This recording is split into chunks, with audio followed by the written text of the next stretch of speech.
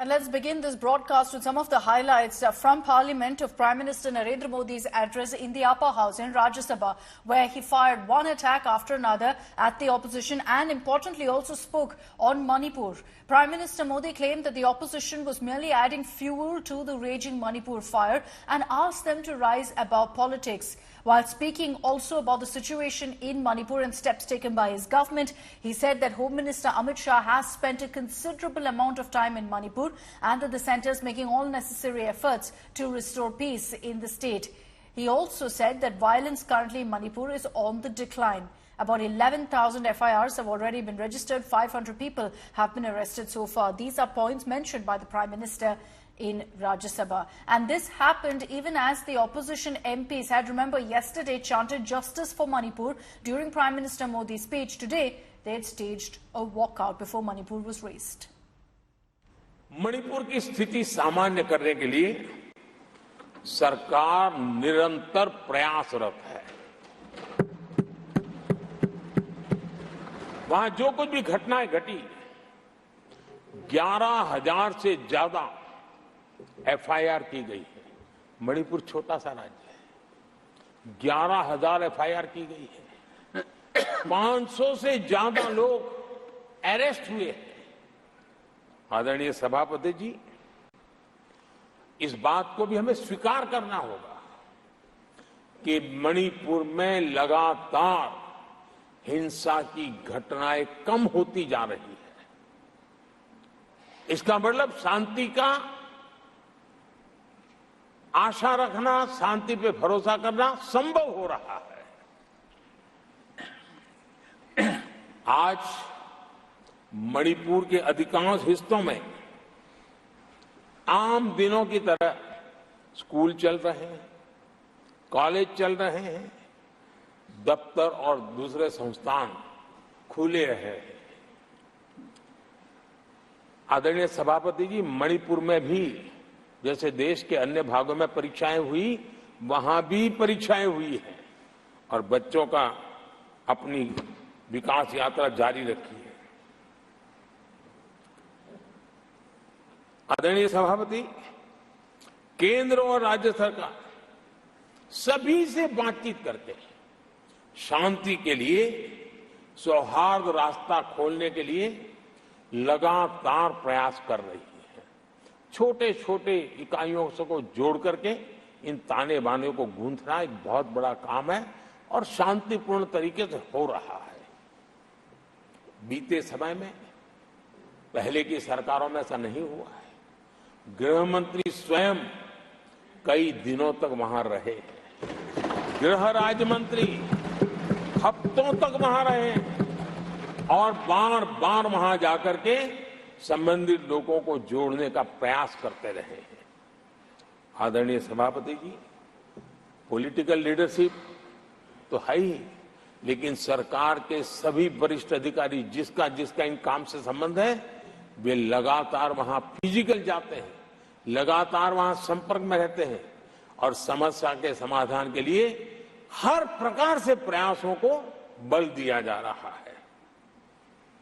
आदरणीय सभापति जी, इस समय मणिपुर में बाढ़ का भी संकट चल रहा है और केंद्र सरकार राज्य सरकार के साथ मिलकर के पूरा सहयोग कर रही है।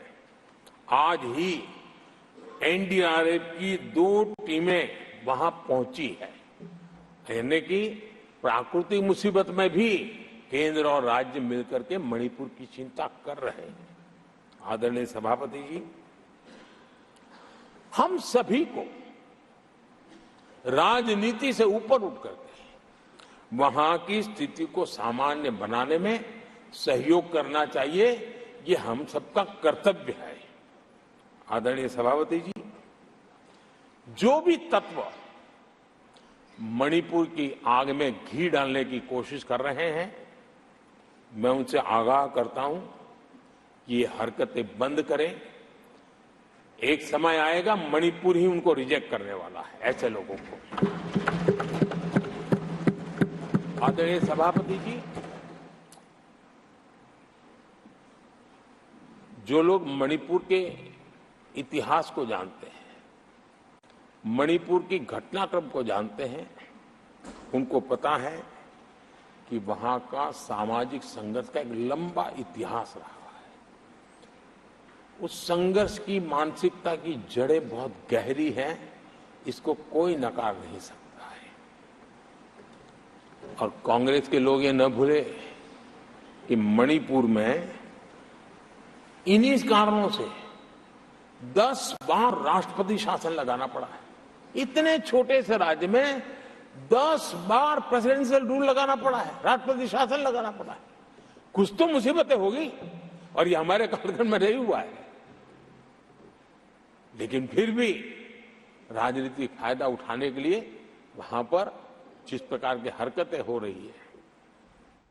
All right, let's bring in Aishwarya Paliwal on this broadcast for more details and to decode really the Prime Minister's message on Manipur. Aishwarya, good afternoon. There's going to be, of course, a lot of focus on what the Prime Minister had to say on Manipur because it was one of the raging issues brought up by the opposition yesterday in the Lok Sabha. So what exactly explains really the BJP strategy here of the Prime Minister not speaking of Manipur yesterday while the opposition constantly heckled him over it and today choosing to speak in great detail about the crisis? Well, one of the things is very clear, and that, that we have seen from the BJP and specifically from Prime Minister Narendra Modi is the fact that they, he's right when he speaks about the fact that the top leadership of the BJP has been constantly going to Manipur. When we speak about the Home Minister, Akshita, Home Minister has spent a lot of time in the state of Manipur.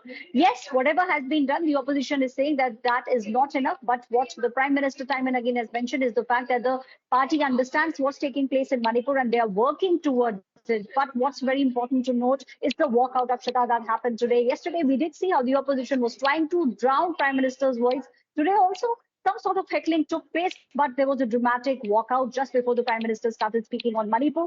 He's in detail spoken about what they have done, but also flipped through the pages of history and spoke about the fact that it is the Congress party and during their tenure that the flames of what we are seeing today were actually fanned. He also took a pot shot at the Congress party and saying that they are trying to fuel what's taking place in Manipur, but sort of taking over this, that his government understands what's taking place and in days to come, we'll see action in the state of Manipur.